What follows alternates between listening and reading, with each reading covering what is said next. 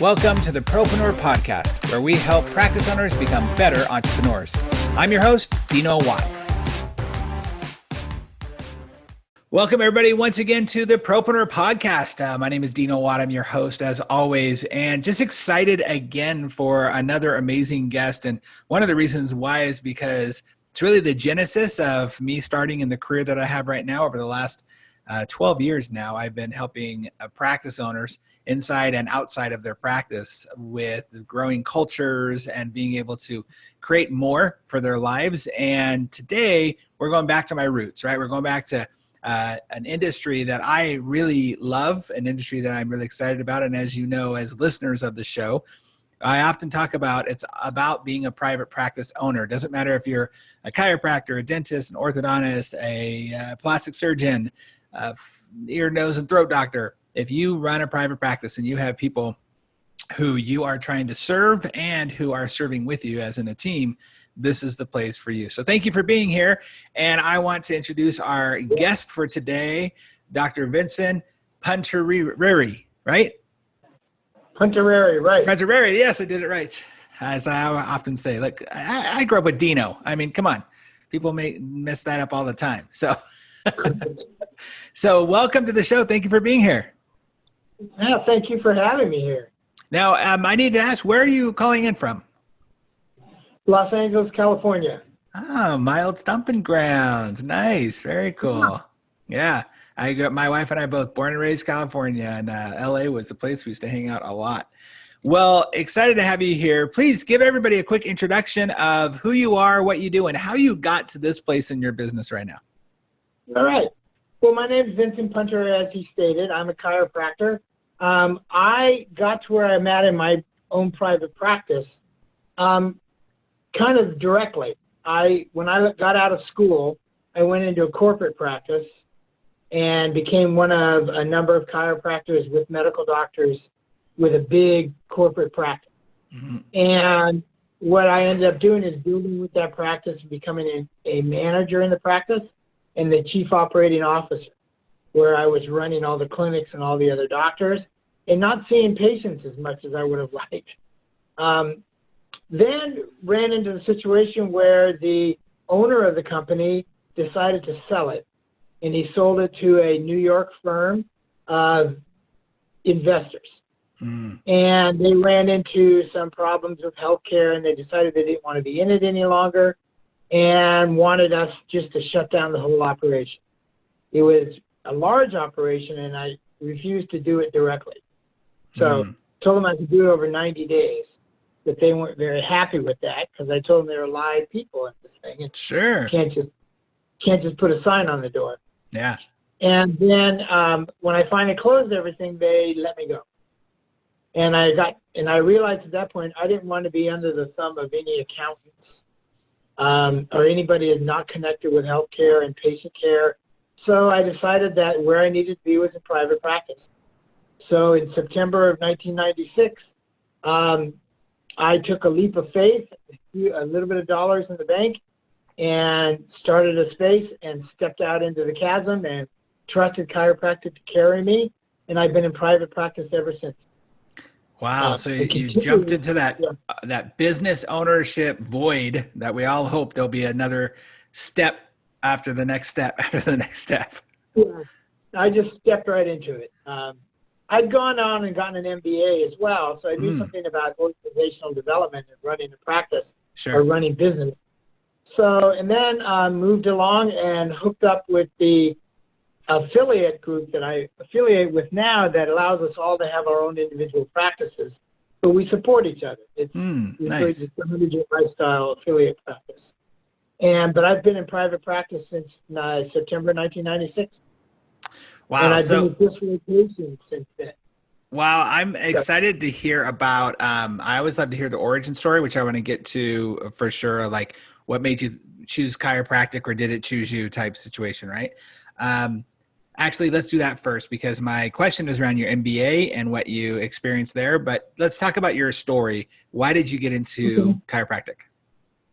Well, I was studying science and doing bodywork and other healing modalities as I was dancing professionally.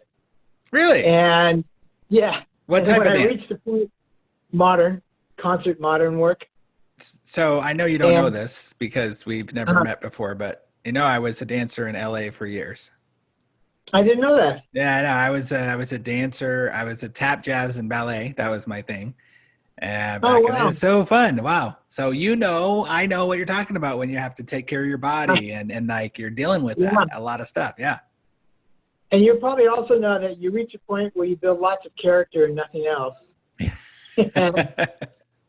And so I looked to expand my healing practice. And I looked at medical school, which I could have gotten into, and decided it was too hands off at the time. This was back in the early 80s, late 70s. And then decided chiropractic was more in line with how I thought about health, and how I thought about the ways I wanted to practice. So I stopped dancing and jumped right into school and went into chiropractic school and went from there. So and that's how I got there. in your journey, like I've had chiropractic my whole life. Well, I won't say my whole adult life. My kids have all had it. My wife's a massage therapist. She's not practicing right now, but she, saved our butts for years as somebody who's able to do massage therapy while I was trying to figure stuff out. What have you for yourself noticed the biggest benefit of chiropractic and body work in general? Well, for me, it became very clear from the very beginning that chiropractic worked more in the line of keeping you legitimately healthy and opening your body to the point where your nervous system and your spine can work with the innate intelligence inside you that can heal you. And understanding how the soft tissue works in balance with that, then also added to my understanding of how the body works. I also studied anatomy and physiology from the time I was a little kid and got a pretty good idea of how the body would work and how the soft tissues and the skeletal structures are working hand in hand. Wow, I love it. The benefits are beyond belief.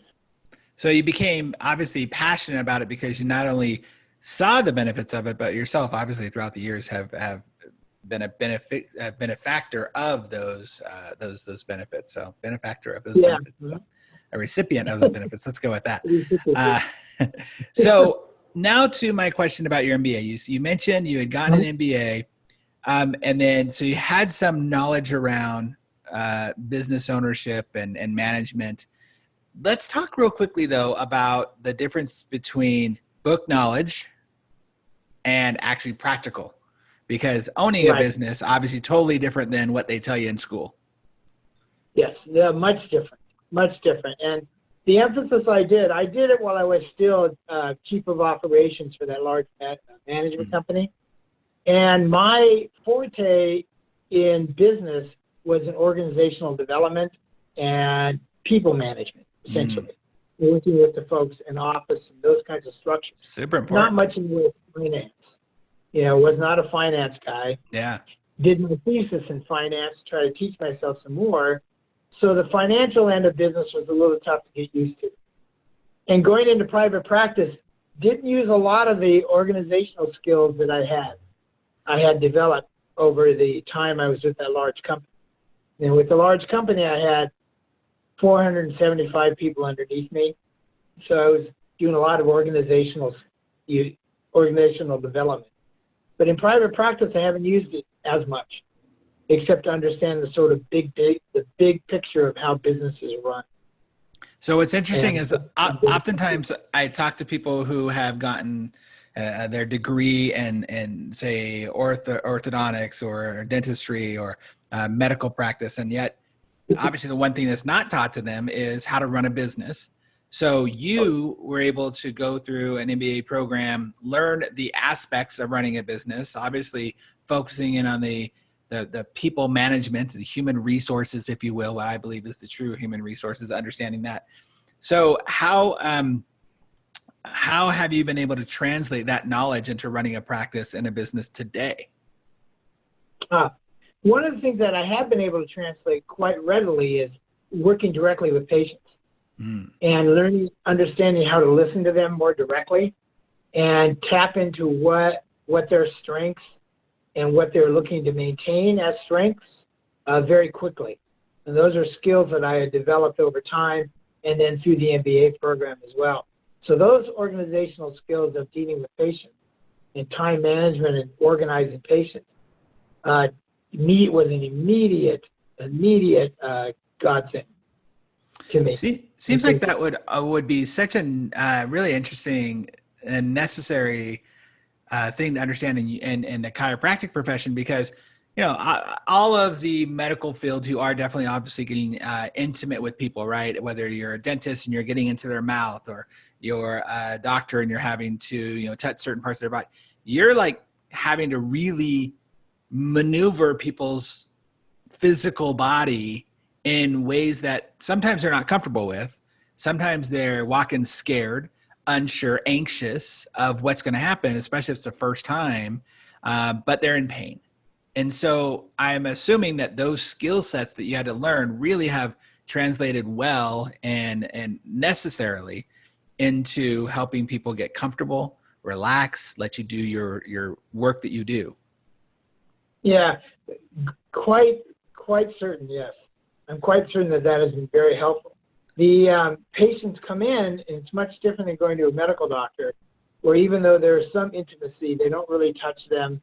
They don't really talk to them or at least they do more now. I will give my medical brethren that credit. But when I was looking at going into chiropractic college, it wasn't happening. And it's easier just to give a pill and send somebody on their way, or do the standard of care. In my business, I have to try to explain to somebody why I'm adjusting their neck. Yeah. And giving them the space to be nervous about it. I don't try to stop them from being nervous. I give them the space to be nervous.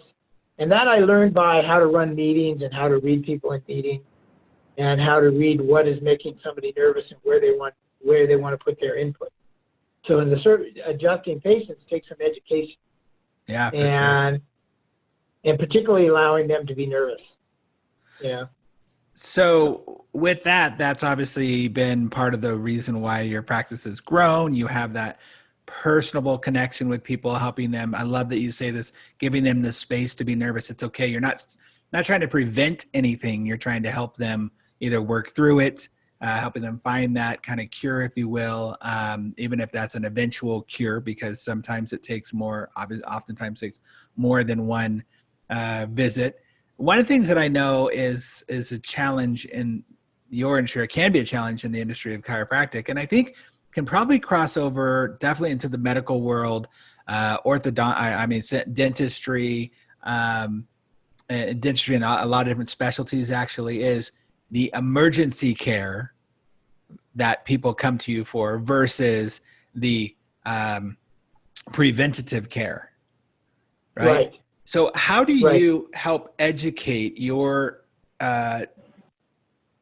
clients on the power of the preventative care side of things? Because, somebody comes in, my neck hurts, fix it, doc. You can fix it. But if they don't do the regimen to have some preventative care, they're going to be back there in the emergency. Sometimes it's worse. So how do you help educate them in that? Well, one of the biggest things I do and function on is the concept of the 100-year lifestyle I deal with. Yes. Let them know that they're going to be living a long time. And we want them to be feeling good and healthy from first breath to last. And they certainly can do that. I move away from saying things like using terms like preventative and things like that, and try to get them to understand lifestyle. Nice. So that they move chiropractic care and that kind of care, both massage, soft tissue work, chiropractic, and eating and all those kinds of things into a lifestyle that's going to give them the best possible life. It really is holistic. Very holistic. Yeah. And I'm very much structured in that way. I don't sell lots of products or anything like that, but I want people to understand what is going on with them and then make the decisions they can on a lifestyle basis. I always also impress upon them when they come into pain that the pain will go away. The pain most certainly will go away, and try not to make that the end goal. because, you know, the end goal is making them having a lifestyle, building their lifestyle, so these kinds of things don't reoccur on a regular basis. And that means changing a lot of their lifestyle, how they sit, how they work, all those kinds of things. So that's my approach to it. It sounds like you also then have to help people change their mindset around that, right? So you've got your physical, you've got the medical side of things, whether it be the internal medicine, but now you got the mental side of it. So how much of your work is really dealing with the mental side and the mental pain versus just the physical pain they're going through? Most of it. I have to be really honest, most of it. It really, to get people to move into a lifestyle, and understand the idea of continued care, and that it's not just going to go away immediately, like with one visit, like giving you an opioid or something. Take pain away.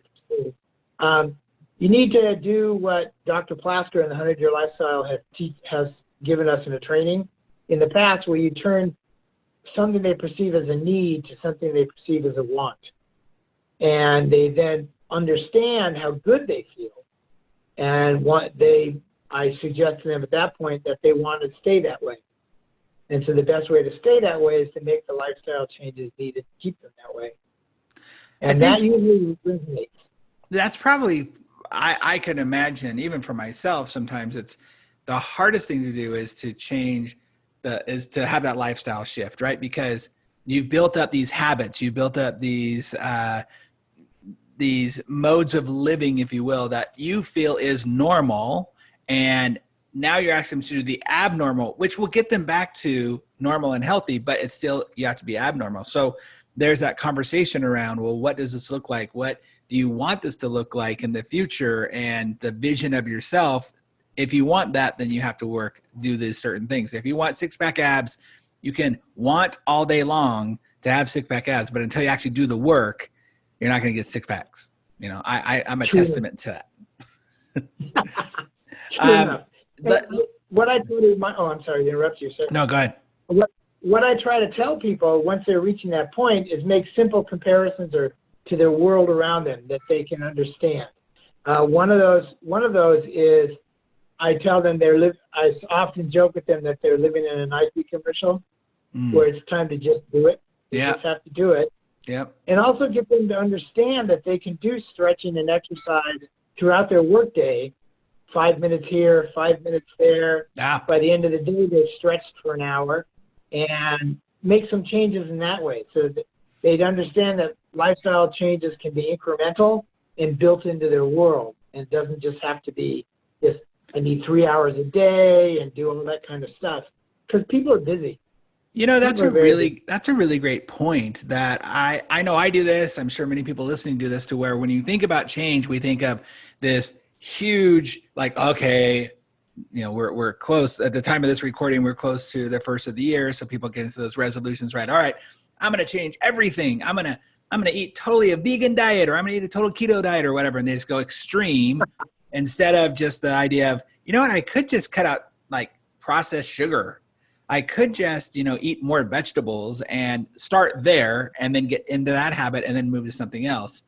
However, I'm really interested in this 100-year lifestyle idea, because I have a couple of clients from before who've talked about it, and I've been introduced a little bit to it. But for those that are listening that don't know, what does that really involve? What do you mean when you say 100-year lifestyle? Well, it involves first understanding that you're going to for the patient, that they're going to likely live a lot longer than they think.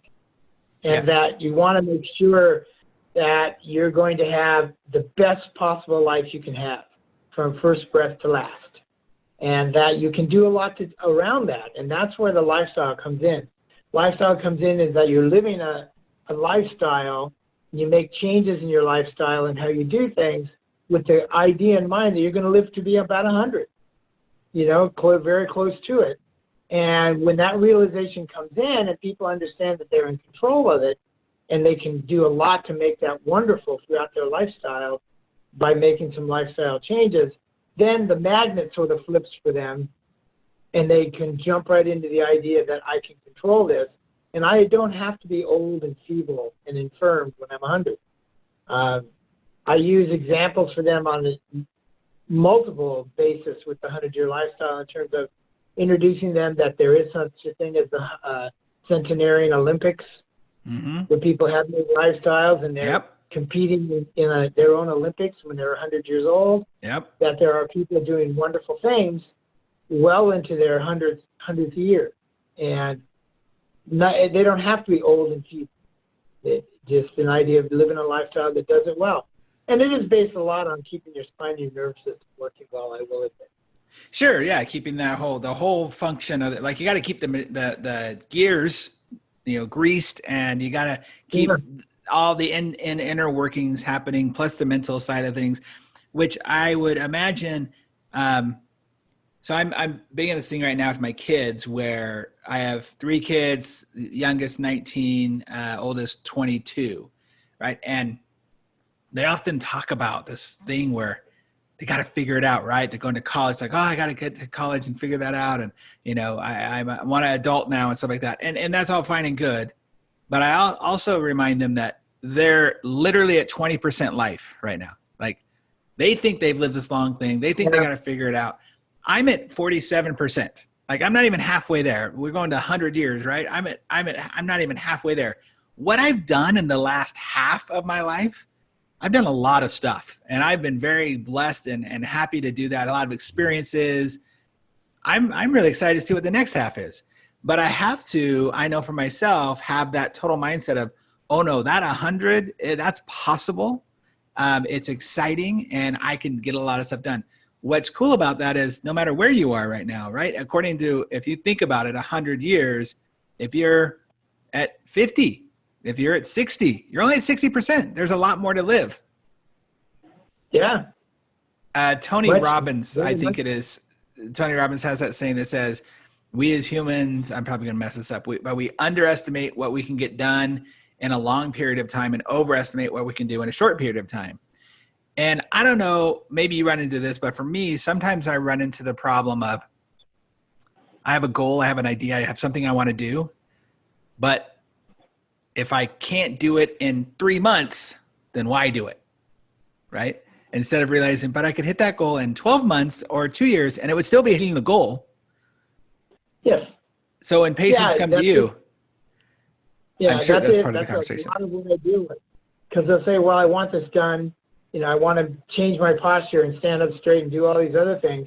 And I want to do it by next Tuesday or next month. Yeah. And I think, well, that's not going to work. It took you 15 years or so to get here. You couldn't change it in a month. And I said, you're likely going to hurt yourself if you try. Yeah. And I try to get them in the pot of thinking that, well, if I do it incrementally, making incremental decisions and making changes one step at a time, one action at a time, and think about the long term rather than the immediate moment, then it's a lot easier for them to start understanding of what they can do. And I give them time frames. I'll tell them your posture is pretty messed up. You're sitting a lot. It may take you a year and a half to change your posture. So you'll be a whole new human being, and you won't hurt yourself along the way. Because that's usually the pattern that they're used to. Yeah. Because they try to get it done in a month, they hurt themselves, and they can't do anything anymore. So I try to slow them down and understand that lifestyle changes one decision at a time, one motion at a time. So people can buy into that a lot easier.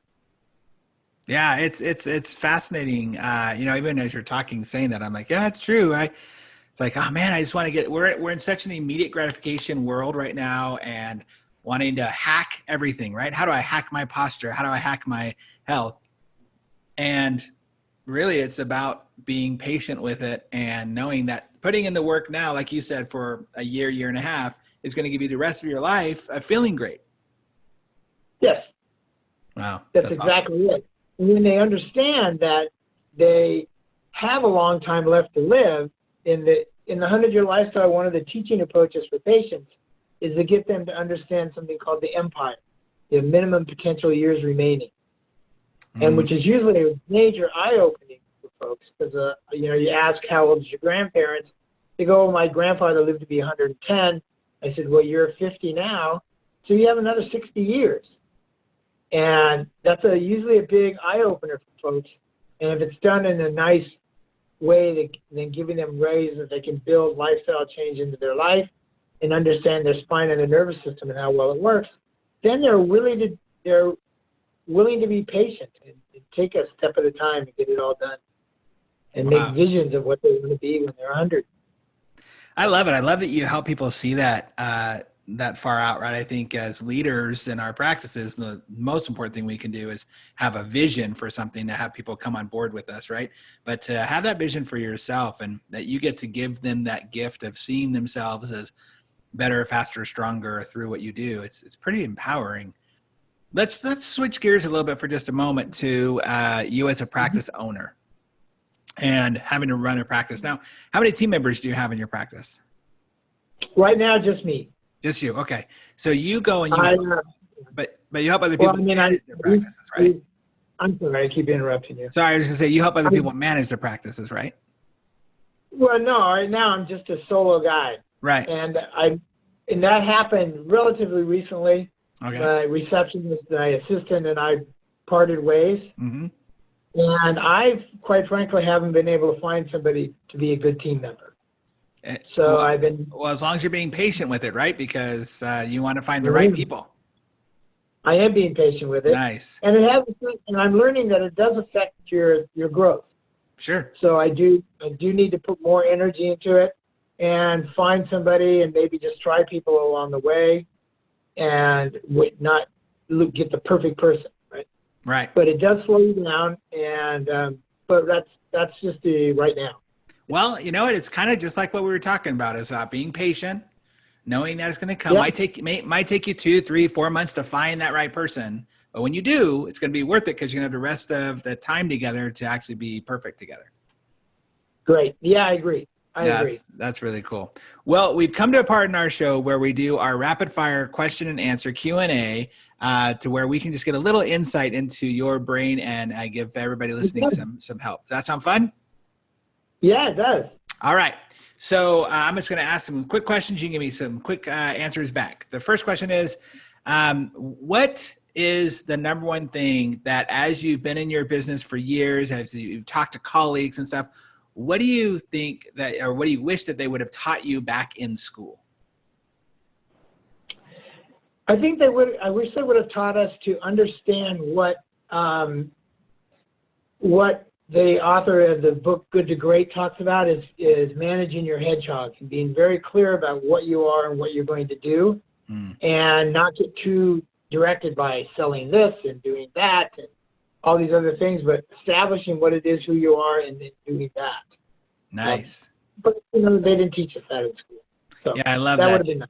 Jim Collins, Good to Greats. Great book. Great analogy with the hedgehog too. Love it. Speaking of books, is there a book that you feel every private practice owner should read? Besides Good to Great? Sure. I think I'm going to give you besides two. Good to Great, yeah. As far as chiropractic practices, practitioners go, not to be seeming self-serving, but Dr. Plasker's book, 100-Year Lifestyle, is a really good roadmap for helping you guide people to live a better life. Love it. And the other business book that I would recommend is, in all honesty, anything by Tony Robbins. Right? There are little tidbits in everything. I've never been able to read one of his books from cover to cover, but there are little sections that I go back to, and you pick up on things every time. Yeah, every time. Totally agree. I think it's great mental health stuff. I love it. I love it. We'll put links to his books and then both of those books in the show notes as well. Well, you know, in my book, The Practice RX, I focus a lot on team and team culture and that being the foundation for business growth. When you are out there in the ether with yourself and your own practice, what do you feel like is the biggest challenge practice owners are facing with their teams and their office culture? I think the biggest problem that we're facing, all individual practitioners face, is, this is sounding mundane, but attracting new patients. Yeah, no, it's true. Attracting people who are willing to take the step in my kind of practice to make some lifestyle changes. Yeah. I always have to allow them the space to recognize that all they really want to do is get out of pain. And then I have to try to convince them or have them understand what a lifestyle change is, how it'll affect what they do. And often have to tell them, if you just want to get out of pain, then I'm not the place to be. So that's the hardest thing to do. I don't think it's mundane at all. I think it's one of those things that more and more people need to start talking more specifically about your ideal client and knowing who you're trying to serve. That's so important. Before we go into the last two questions, how can people get a hold of you and find out more about you? Well, there's two ways. The most direct way is my phone number, of course. They can dial my phone number, which is, can I give you that now? Yeah, absolutely. My office phone number is 310-277-0305, 310-277-0305. And if I'm not here, one of the brightest things I've done in the last year or so is contract with a live answering service. Oh, great. So if somebody calls, they get a live body. Actually talking to someone true. Yeah, and that person can schedule them, make their appointments for them, and ask questions and have them get a hold of me. Okay. The other way is my website. And what's your website? Quickly, www.absolutehealthchiropractor.com. AbsoluteHealthChiropractor.com. Well, everybody, make sure you go and check that out and send them an email, give them a call. I think you can get some great wisdom off of this, especially, look, as a practice owner, you need to be putting your focus in, how am I going to live 100 years? Because you spend all these years in your practice so that you can get to that, if you will, retirement age or that, next step. And you need to have the health in order to do that. So, correct. When it comes to businesses, what's the best resource or tool that you have used to grow your practice? The best resource I have run into is direct referral.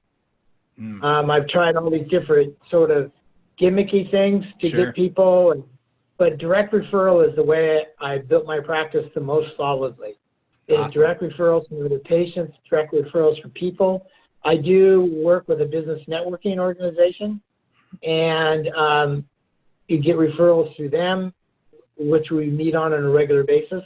Mm-hmm. But I think direct referral for building a long-term strong practice is the best way to go. Absolutely. It's great. Well, I love it. I love everything you're doing and everything you're talking about. Like I said, it brings me back to the roots of my business, which is exciting. And Dr. Vincent, I just really want to tell you thank you and how much I appreciate you being willing to come on and share your best practices with our listeners as they're driving into their homes right now or driving into their offices right now. Thank you so much for sharing. Yeah, I appreciate the opportunity of being here with you. It's been a really great thing. Awesome. Thanks. You're a great interview. And for those of you listening, remember, once again, if you've gotten anything out of this episode or any of the other episodes here on the Propreneur podcast, remember to share it with your friends, family members, colleagues, because we're all about just helping you be more proactive in your business, more productive in your life, and actually gain more profit in all areas of your life and business. Thank you so much for listening, everybody. We'll see you next time on the Propreneur podcast. Thanks so much again for listening to the Propreneur podcast. We really appreciate your support. If you haven't subscribed already, please make sure you do so. Also, if you feel like you might be a good fit for our podcast as a guest or know somebody who you think would be, go ahead and email us at dino@dinowatt.com. Again, thanks for support. We'll see you on the next episode.